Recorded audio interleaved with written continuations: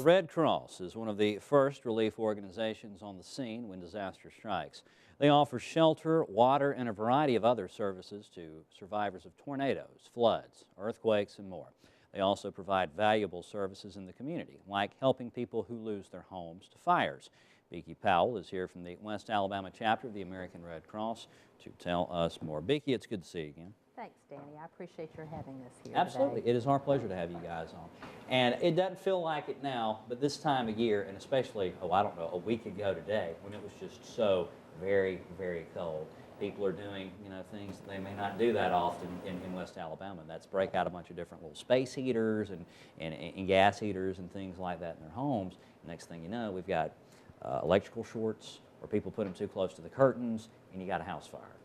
That's absolutely correct. And one of the things Red Cross wants you to think about this time of the year is exactly that. Those space heaters, Christmas trees, when the temperatures get colder, everybody tends to try to keep warm through a fireplace, many different types of things. And the Red Cross wants everybody to stop and talk to your family and have a plan. Be Red Cross ready is the way we kind of would like for everybody to think about it. To talk to your children, maybe you've got a senior adult in your home, to get a plan and talk to them about how they're going to get out of the house, depending on where the fire is, and maybe even practice. But have a location outside of the house where everybody's going to meet, and have a phone number where if you get separated because of the fire department there, have a phone number maybe that you can call that person to let that person know you're okay and notify the other family members. So just be ready, have a plan, and talk about it. And that's for any disaster, we want to have you think about it ahead of time. When I started with the Red Cross, I just asked my children, how do have you talked to your children about how they're going to get out of the house? And I realized that so many people don't. So it's very, very important to think about it and have a plan on how you're going to, what you're going to do in case of a disaster.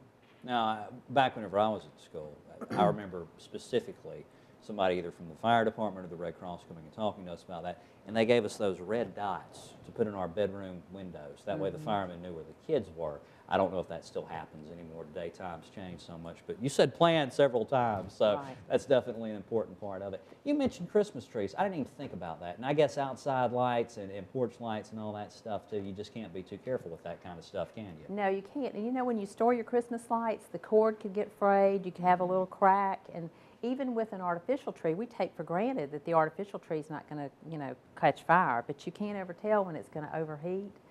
You need to check those things and just be real careful, and especially with space heaters during this time of the year, placing them too close to curtains or too close to a piece of furniture. You just have to be extra cautious and have a plan. And people, they sit and they listen and they think, oh, well, it goes in one ear and out. But we have a lot of fires in West Alabama. And you guys cover a lot of counties, and you help those families that lose their homes. I can't remember if it was last year or if it was the year before, but it set a record for the homes and the families that were displaced just from fires. And it was, I think, maybe November, December, January, just a 3-month period. Right. That's the time of the year that we see an increase in fire cases, and we try to help. And we have a plan, and we offer assistance for those people. Just last week, we helped 7 different families that were experienced some type of fire. So 7 in a week. 7 in a week, right here in Tuscaloosa, and our chapter covers 8 counties.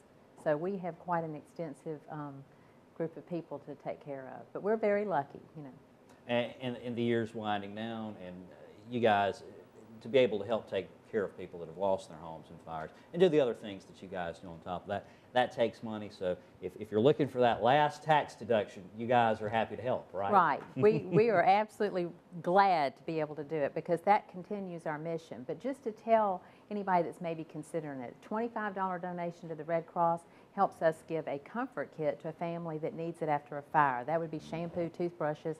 $100 helps us give food to a family of 3 for a whole week. So a small amount can go a long way with the Red Cross. All right, super. Becky, thank you so much for being with us today. Thank you, Danny. You can find out more about the West Alabama chapter of the American Red Cross by calling 205-758-3608 or online at alredcross.org.